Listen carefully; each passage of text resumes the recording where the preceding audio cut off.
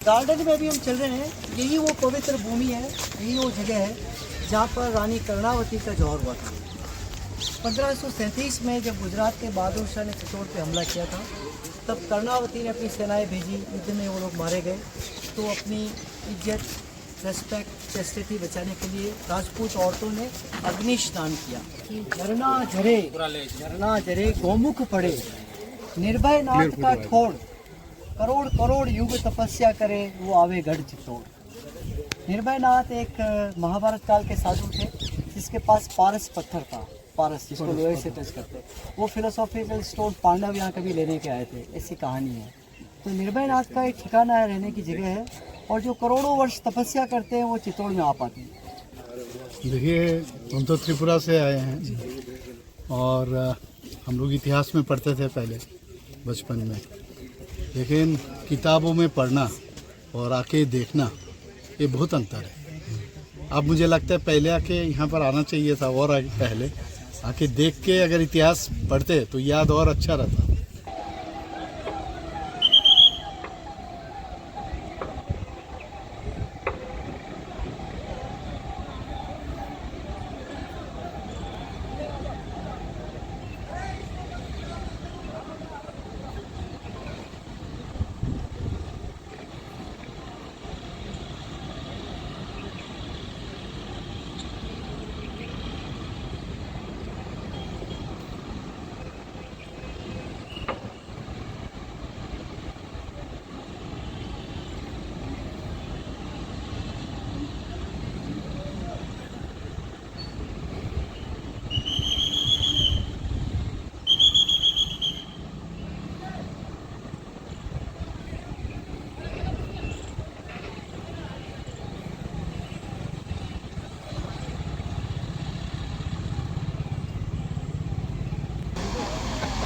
आगे बढ़ाओ, आगे बढ़ाओ।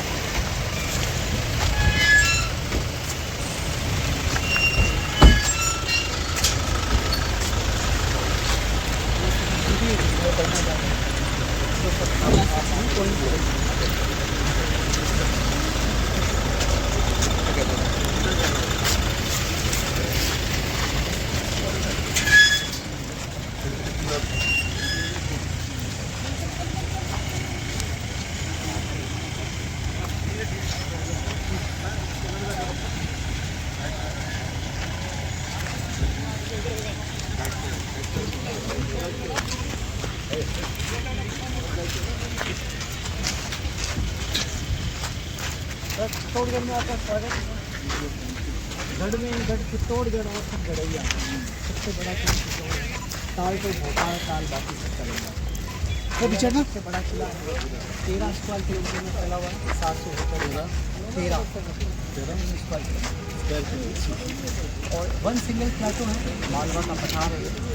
और जिस रास्ते से आप होके आए हैं, इस किले का रियर एंट्री है, बैक एंट्री है। 15वीं शताब्दी में महाराणा कुंभा ने ये नया रास्ता बनवाया, 550 साल पहले। किले का मेन गेट, मुख्य द्वार ईस्ट में है, पूर्वी द्वार सूरज कोल, वो हम आगे देखेंगे। 7 दरवाजे हैं किले के। और ये किले की फोर्टिफिकेशन रैम्पार्ट्स देखते हैं। दीवार की लंबाई लगभग 16 किलोमीटर है, ट्रिपल लेयर है, 3 दीवारें हैं। जैसे टूटता गया इसको बनाते हैं। किसी एक राजा ने किले कंप्लीट किए थे। 6वीं शताब्दी में चित्रांगद मौर्य ने इसको शुरू किया था। उस समय इसका नाम था चित्रकूट। चित्र यानी चित्रांगद का बना हुआ, कूट यानी किले की दीवार, संस्कृत भाषा का शब्द है। उसके बाद 8वीं शताब्दी में बापा रावल ने इस किले को टेक ओवर किया मौर्य लोगों से। और 8वीं से 16वीं शताब्दी तक ये किला मेवाड़ की राजधानी था। मेवाड़ यानी साउथ ईस्ट ऑफ राजस्थान।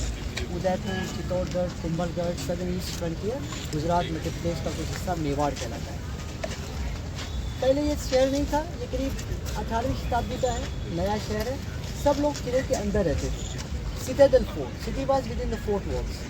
लेकिन 16वीं शताब्दी में अकबर का जब हमला हुआ यहाँ पर, तीसरा हमला अकबर का, तब उदय सिंह जी यहाँ के राजा थे, राणा प्रताप के पिता।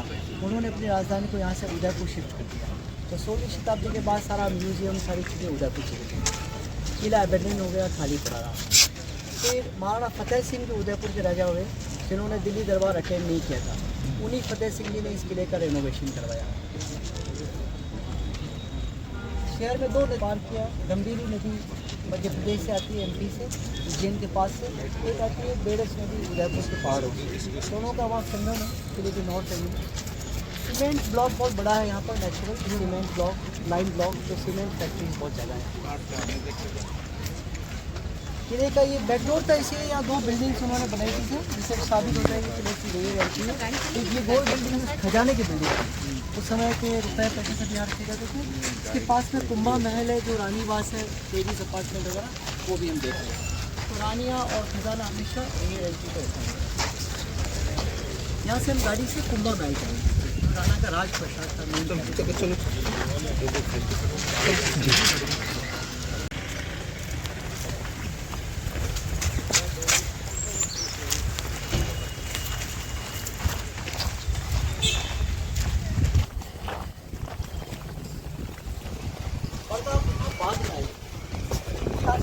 पुराना है, बाहर लेडीज को ज़्यादा आज़ादी होना चाहिए, बाहर देख सकते थे। पर्दा वगैरह बात का फिर हम एंटर हुए हैं।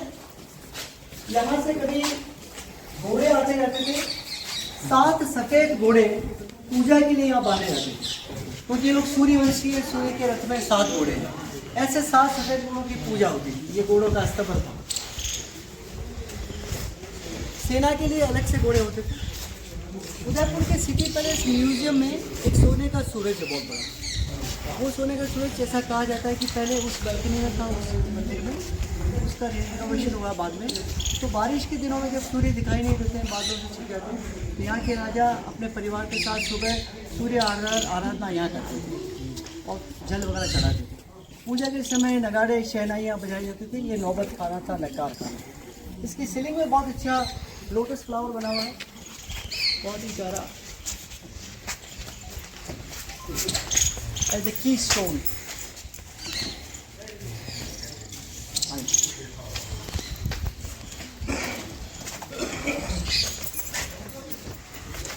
साधारणतया 2 पार्ट होते हैं, जनाने महल, मर्दाने महल। तो लेडीज अपार्टमेंट, रानीवास इस तरफ था राइट में, रनवास इस तरफ था लेफ्ट में। ये जो नालियाँ हैं, ये बारिश का पानी इकट्ठा करने के लिए थी। यहाँ से ये वाटर हार्वेस्टिंग का सिस्टम था। कैसे बारिश के दिनों में जो पानी गिरता है, इसको इकट्ठा किया जाए, ताकि साल भर ये पानी बड़े बड़े टैंक्स में जमा रहता है। एक टनल, एक गुफा यहाँ से निकलती थी गौमुख की कुंड। विजय स्तंभ के पास एक पानी का टाँका है। ऐसा कहा जाता है कि रानियाँ स्नान करने के लिए वहाँ से जाती है, और बाद में इस गुफा को ऐसे ही दोनों तरफ से बंद कर दिया। ऐसे कई टनल्स किले के अंदर थे।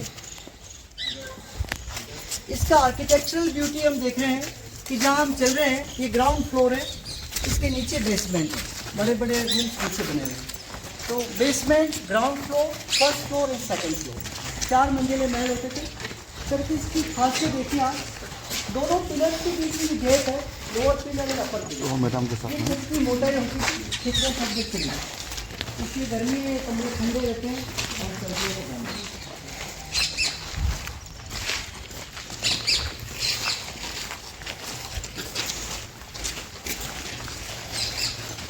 भारतीय सभ्यता में टॉयलेट्स, बाथरूम लिविंग एरिया से दूर रखते हैं। रानियों के लिए भी टॉयलेट यहाँ थे, बाथरूम वहाँ थे, और ड्राइंग रूम, बेडरूम वहाँ थे।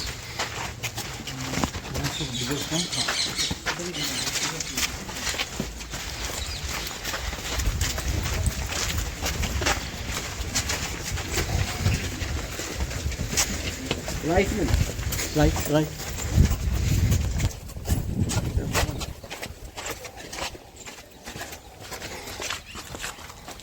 ये पूरा महल नीचे अंडरग्राउंड ऐसे बना हुआ है। ऐसे आर्केड बना रखे हैं।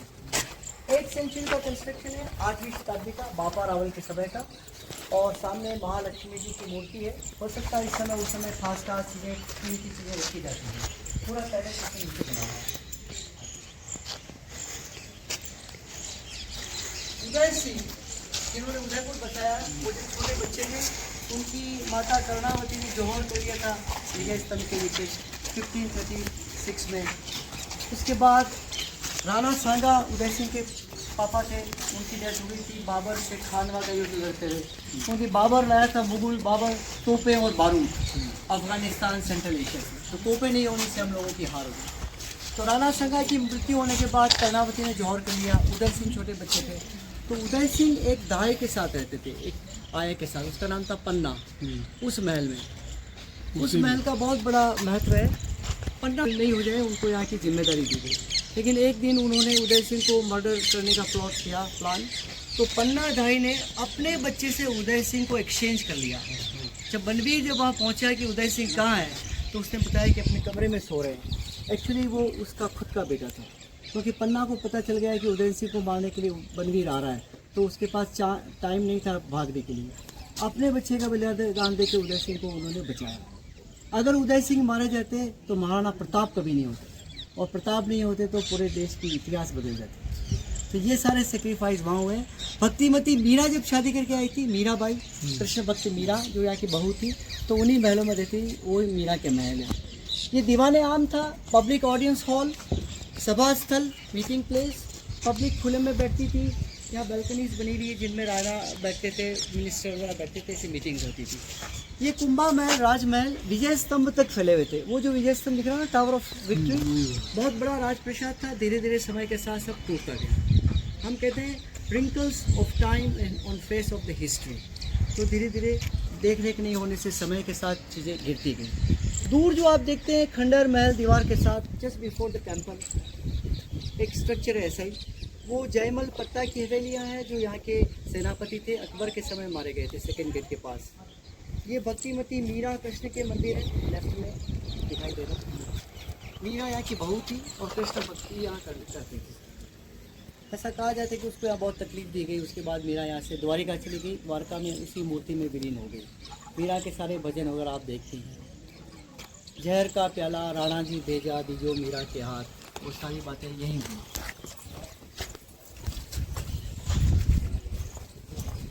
यहाँ से हम बाहर निकल कर विजय स्तंभ चल रहे हैं, विक्ट्री टावर।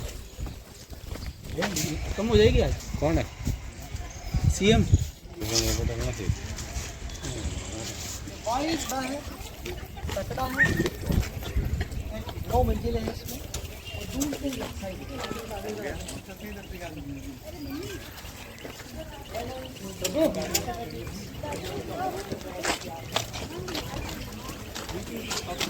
हम लोग हैं अभी इस पहाड़ में।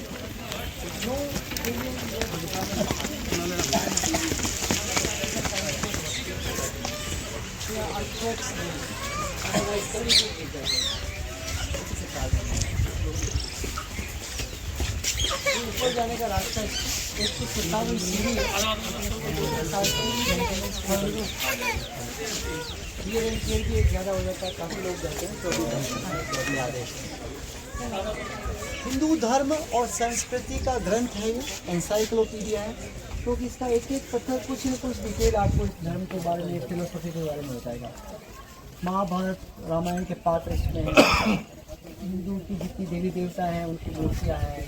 इसमें ऋतु चक्र है पूरा, सीजन से उनकी मूर्तियाँ हैं, और गंगा यमुना सरस्वती की मूर्तियाँ हैं।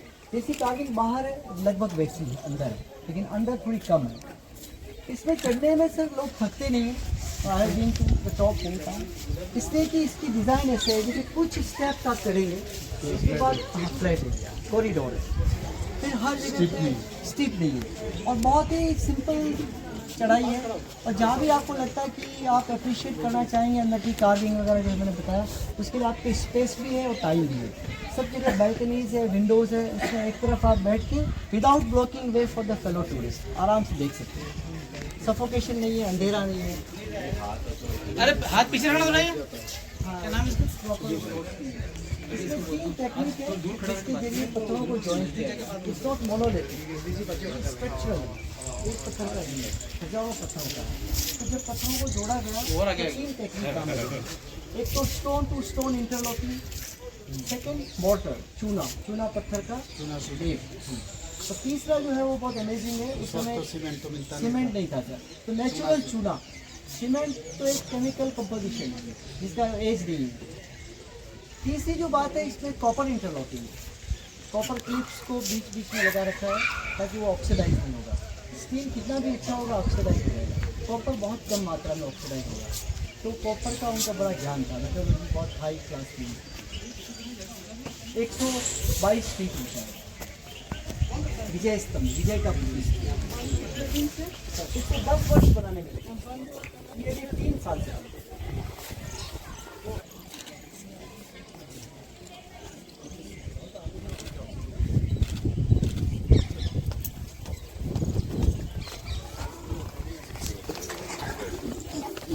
विजय के बाद विष्णु को समर्पित ही विजय स्तंभ बनाया गया, इसको भी लोग विष्णु स्तंभ भी कहते हैं। विष्णु पुराण में ऐसा लिखा हुआ है कि कोई भी अच्छा आप काम करेंगे, अचीवमेंट होगा, तो ऐसा एक स्तंभ बनाना। जिस गार्डन में अभी हम चल रहे हैं यही वो पवित्र भूमि है, यही वो जगह है जहाँ पर रानी कर्णावती का जौहर हुआ था। 1537 में जब गुजरात के बहादुर शाह ने चित्तौड़ पे हमला किया था, तब कर्णावती ने अपनी सेनाएं भेजी, युद्ध में वो लोग मारे गए। तो अपनी इज्जत, रेस्पेक्ट, चेस्टिटी बचाने के लिए राजपूत औरतों ने अग्नि स्नान किया। कई हज़ार औरतों ने अपने सम्मान को बचाने के लिए जौहर कर लिया, आग में कूद दी। उनके बच्चों को बचा लिया गया था, जैन ब्राह्मण दूसरे लोग थे उनको लेके निकल गए। तो बहादुर शाह ने किले को बहुत नुकसान पहुंचाया। यही मैदान उन लोगों का शमशान घाट था, नेक्रोपोलिस। तो कोई भी डेथ होती थी कुंभा महल में जहाँ हम लोग थे अभी, तो ये उसका गेट है, यहाँ से डेड बॉडीज़ को लाया जाता था फ्यूनरल के लिए। यहाँ जलाने के बाद लोग नहाते थे, गौमुखी कुंड में अभी देखेंगे, शिव के दर्शन करते थे, त्रिकाल शिव। और इसके बाद इस रास्ते से, इस लेफ्ट वाले गेट से बाहर जाते थे। ये उनके सेनेटॉफ्स मेमोरियल्स हैं, जो छतरियाँ वगैरह मेमोरियल है। अब हम 11वीं शताब्दी का एक शिव मंदिर देखने जा रहे हैं, 1000 वर्ष पुराना। इसमें त्रिकाल शिव है, सृष्टि को बनाने वाले, पालन करने वाले और संहार करने वाले।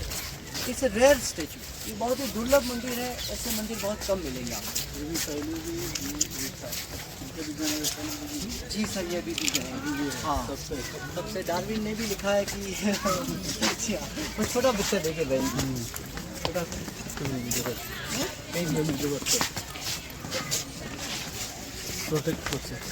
ये सीताफल की वजह से है। सीजन में बहुत बिजी रहते हैं, उसके बाद टूरिस्ट इनको खाना वाना खिलाते हैं। पर कोविड में इनकी हालत गंभीर हो गई थी कि लोग आए नहीं।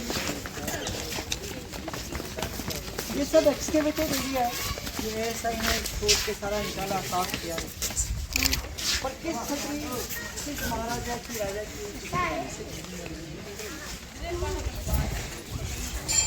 ये मालवा के जो राजा भोज थे, भोज राजा, उन्होंने बनवाया था। एक विजिट उन्होंने की थी, उस खुशी में बनाया गया मंदिर। बहुत प्यारा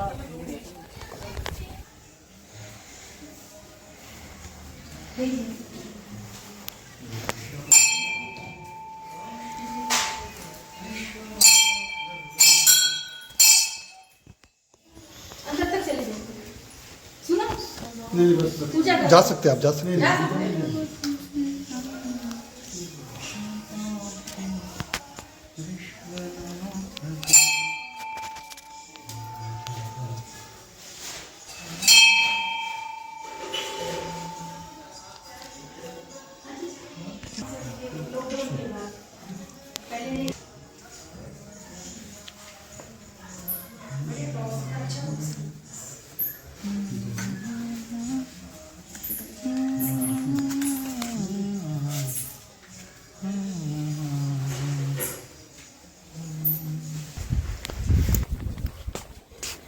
सेंचुरी का, 11वीं शताब्दी का पूल कंसेप्ट है। वो जो टनल था, गुफा, वो यहाँ निकलता था उस बरामदे में नीचे, वो जो बारिश का पानी। जी जी हाँ। और ये सारा पानी ऊपर का कैचमेंट एरिया बारिश का वो इकट्ठा हो जाता है, धीरे धीरे दूसरे तालाबों में आता है, फिर बहता रहता है। क्योंकि रॉक्स यहाँ की सेडिमेंट्री रॉक्स है, तो ऊपर का पानी धीरे धीरे अंदर अंदर बहता रहता है। ये गौमुख है, एक पानी का छोटा सा झरना उस बरामदे में बहता रहता है, जहाँ शिव मंदिर है, शिवलिंग है। तो रानियाँ वहीं से नहाने के लिए आती थी, पूजा वगैरह। पहले जाते हैं वैसे महू में गया था, महू मऊ खंडवा, खंडवा ये वैसे ही है, ऐसा ही है सब। सभी जगह इस तरह बनता है। उसको जो आर्किटेक्ट है ना, और पानी इकट्ठा करने के लिए। मांडू में भी है मऊ। सर एक फ़ोटो यहाँ से हो जाएगा।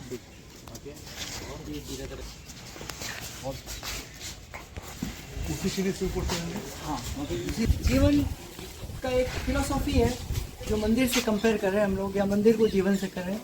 सिंपलिसिटी, सिंपल स्टार्स, जैसा बढ़ते जाते हैं रिचर होते जाते हैं, है ना। उसके बाद देखिए डीमंस है, वर्ल्ड ऑफ डीमंस, राक्षसों का संसार। फिर ह्यूमन वर्ल्ड है ना। उसके बाद डिविनिटीज़ है, देवी देवता। फिर स्वर्ग की कल्पना है। स्वर्ग की कल्पना हमेशा हर धर्म सभ्यता में हाई हिंदुस्तान, अंडरवर्ल्ड राक्षसों के लिए। सर एक सबसे सुंदर मूर्ति मैंने सर को भी बताई थी, कंसेप्ट ऑफ फिल्मिंग, वीडियोग्राफी। 11वीं शताब्दी का एक पैनल है जिसमें युद्ध का सीन बता रखा है, बैटलफील्ड। लेकिन सब लोग आगे बढ़ रहे हैं सर। मरे हुए घायल सैनिक भी है, हाथी भी है, घोड़े भी है, सोल्जर्स हैं। देखिए मास्टर आर्टिस्ट का काम है जिसने इनके पैर ऊपर उठा के बताया है। साधारण आर्टिस्ट हाँ मूविंग फ्लैट कर देता है। स्टेप देखिए साहब, 11वीं सेंचुरी है। ये मेटल या लकड़ी का स्ट्रक्चर है जिस पे कुशंस है। ये कोई बहुत खास आदमी जिससे लोग मिलने के लिए खड़े हैं, सिटिंग वेरी मैजेस्टिकली। उस समय की सामाजिक राजनीति के बारे में थोड़ी जानकारी मिलती है, कैसे लोग रहते थे। बड़े हैं देखिए आप, स्टार्स के रूप में या बड़े बड़े। फैशन हमेशा यहाँ से भी बाहर गई है, बाहर से ही यहाँ नहीं आई है। तो 11वीं शताब्दी की बहुत खुलापन इसमें बता रखा है। इस कंटेम्प्रेरी को खजुराहो टेम्पल, खजुराहो के आसपास का 11th से वो थोड़ा पुराना। ये नहीं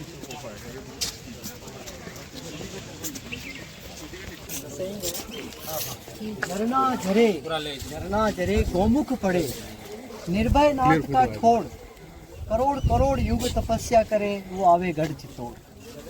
निर्भय नाथ एक महाभारत काल के साधु थे जिसके पास पारस पत्थर था, पारस जिसको लोहे से टच करते। वो फिलोसॉफिकल स्टोन पांडव यहाँ कभी लेने के आए थे, ऐसी कहानी है। तो निर्भय नाथ का एक ठिकाना है, रहने की जगह है। और जो करोड़ों वर्ष तपस्या करते हैं वो चित्तौड़ में आ पाते हैं, क्योंकि स्वामी भक्त पन्ना दाय, पति भक्त मीरा, स्वामी भक्त चेतक घोड़ा, है ना, देशभक्त प्रताप, ये बड़ी बड़ी भक्ति के जो लोग हुए हैं वो चित्तौड़ में हुए, कृष्ण भक्त मीरा वगैरह। मुझे ना जाना गंगा सागर, मुझे ना जाना गंगा सागर, ना जाना रामेश्वर काशी, तीर्थराज चित्तौड़ देखने को मेरी आंखें प्यासी।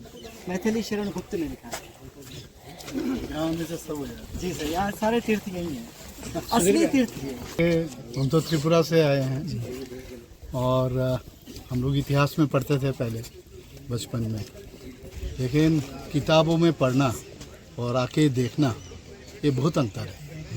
अब मुझे लगता है पहले आके यहाँ पर आना चाहिए था, और आगे पहले आके देख के अगर इतिहास पढ़ते तो याद और अच्छा रहता। और आपको मालूम है उदयपुर में हम लोग का प्रोग्राम था, तो वहाँ पर वाटर रिसोर्स का प्रोग्राम था, नेशनल प्रोग्राम। तो मैं पहली बार यहाँ पर आया हूँ मैं उदयपुर में। और वैसे राजस्थान में बहुत सारा जगह गया हूँ, जयपुर में भी गया हूँ, कोटा में भी गया हूँ, बहुत सारे जगह, लेकिन उदयपुर में कभी टाइम नहीं हुआ। लेकिन चित्तौड़ में आने के बाद मुझे ऐसा लगा ये बहुत सारे चीज़ सीखना चाहिए। यहाँ पर राजा महाराजा का जो कथन है, यहाँ पर आके उनके बारे में सुना और बहुत ज्ञान जो है वो भी काफ़ी वृद्धि मिला है।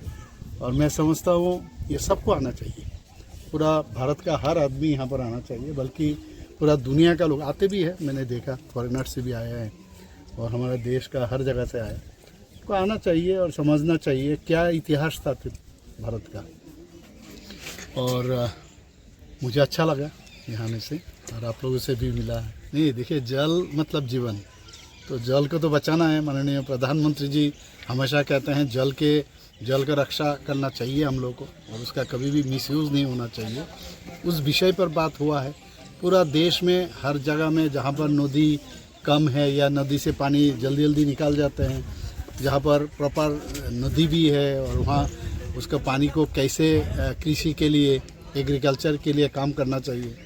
उसके बाद जैसे पीने के लिए पानी वो भी किस तरह लेना है, इसका पूरा विषय यहाँ पर हर राज्य से मुख्यमंत्री और उप मुख्यमंत्री और मिनिस्टर्स भी आए थे, तो उन्होंने अपना अपना बात रखा। मैं भी त्रिपुरा में हम लोग क्या क्या इनोवेटिव आइडिया, कि आप जानते हैं अबाउट 60% के ऊपर त्रिपुरा में पहाड़ी इलाका है, तो वहाँ पर जो इनोवेटिव आइडिया में जिस तरह हम लोग अभी माननीय प्रधानमंत्री जी कहते हैं वहाँ पर जल कैसे रक्षण करना है, किस तरह उसको वहाँ पर उसको बांध के रखना है, रेन वाटर हार्वेस्टिंग करना है, ये सब पूरा विषय मैंने रखा वहाँ पर, और काफ़ी अच्छा वहाँ पर बातचीत हुआ है। मैं समझता हूँ ये सक्सेसफुल है ये जो अभी कॉन्फ्रेंस हुआ है। देखिए मेरे लिए तो ये बहुत अच्छा हो गया यहाँ पर, क्योंकि जिस तरह यहाँ पर लेक में यहाँ पर चारों तरफ पानी है और बीच में महाराजा का वो पैलेस है। त्रिपुरा में भी एक है, जानते हैं वहाँ पर, उसको कहते हैं रुद्र सागर पैलेस, और हम लोग वहाँ पर भी कोशिश कर रहे हैं। बाहर से भी बहुत लोग जा रहे हैं, लेकिन आपके यहाँ सब जानते हैं त्रिपुरा के बारे में, बहुत लोगों को नहीं मालूम है। तो ये देख के हम लोग भी सोच रहे हैं वहाँ जाके और भी कैसे उसको आगे गति बढ़ाया जाए। इसके लिए अच्छा हो गया यहाँ के एक मैंने यहाँ का जो एक्सपीरियंस वहाँ पर भी हम जरूर डालेंगे। देखिए आप भी जानते हैं कैसा काम करते हैं मोदी जी। सबसे पहले गरीब लोगों के लिए जितना सोचते थे पहले कभी आज तक नहीं देखे। गरीब, युवक, महिला और कृषक के लिए वो जिस तरह उन्होंने सोचते हैं, जात पात के ऊपर उठ के ये 4 वर्ग को अगर हम आगे बढ़ाएंगे, उनका अगर आर्थिक दृष्टि से अगर आगे बढ़ाएंगे हर चीज़ में सोशियो इकोनॉमिकली, तब जाके ये देश आगे बढ़ेगा।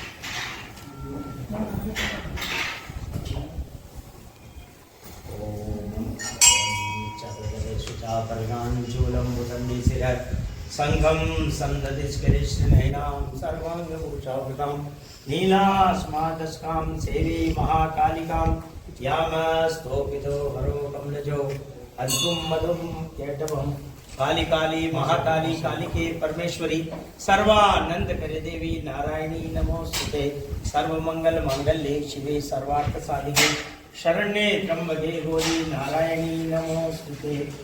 राजराजेश्वरी कालिका मात की।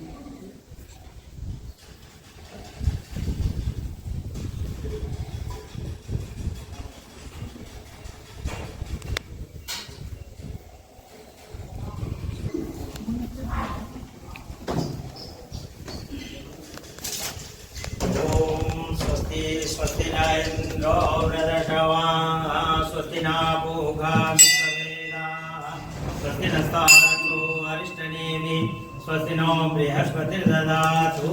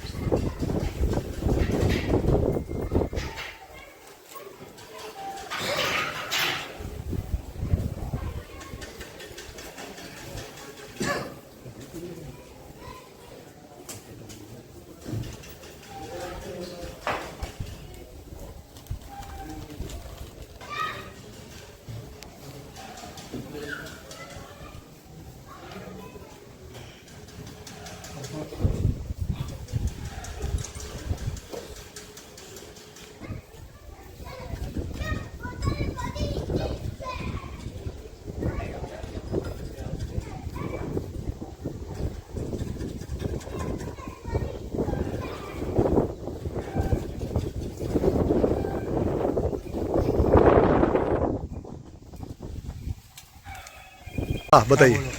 सीएम के इधर अभी कोई त्रिपुरा के सीएम पधारने वाले हैं यहाँ पे। 2 घंटे से ट्रैफिक जाम कर दिया है। हेमंत विश्वा जी से सब ये लेना चाहिए कि भाई आम पब्लिक को भी परेशानी नहीं होगा। धन्यवाद। और सबका सहयोग शामिल है, कोई दिक्कत नहीं।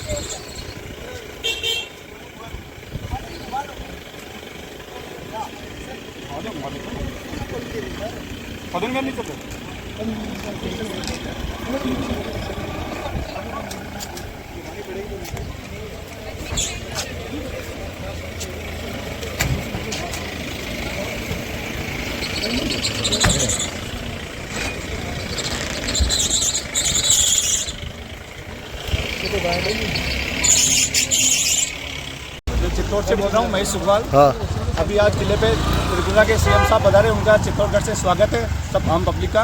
लेकिन ट्रैफिक व्यवस्था पहले बतानी चाहिए थी। 2 घंटे पहले ही ट्रैफिक रोक दिया, आम जन को बहुत परेशानी हुई। 2-2 किलोमीटर पैदल चल के सब सरना ये कालिका माता जी के दर्शन करने आए। मेरे को भी पैदल चलाया है। अभी हेमंत विश्वा जी से सीखना चाहिए कि वो ऑन रोड चल रहे हैं और ट्रैफिक चलता रहता है। धन्यवाद।